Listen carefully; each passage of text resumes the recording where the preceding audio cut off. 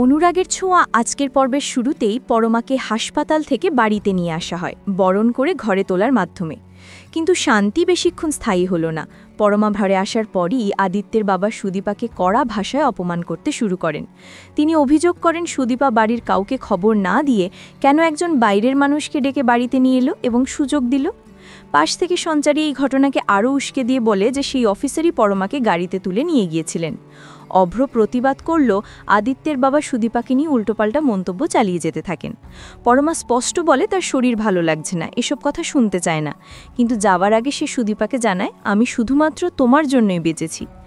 আদিত্যের বাবা যখন ঋতম বসুকে নিয়ে অশালীন মন্তব্য করেন, সুদীপা তখন চিৎকার করে প্রতিবাদ জানায়।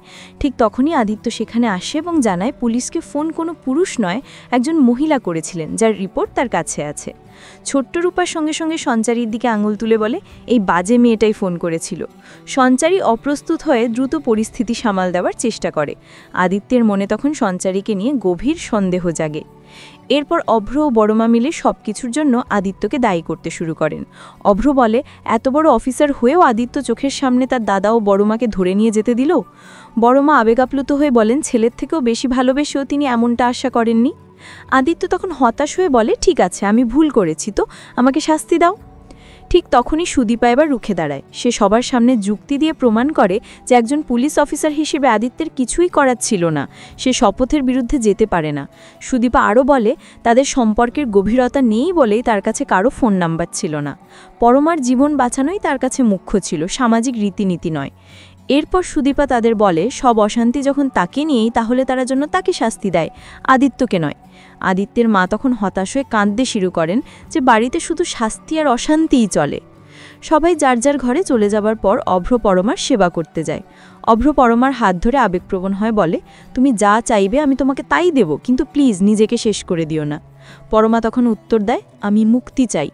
পরমার কথায় অভ্র চমকে ওঠে। পরমা দানায় এই সম্পর্ক তার জীবন নষ্ট করে দিচ্ছে। অভ্র তখন তার গভীর ভালোবাসা প্রকাশ করে বলে, সে পরমার ছবি দেখেই ভালোবেসে ফেলেছিল, তার কোনো দোষ নেই।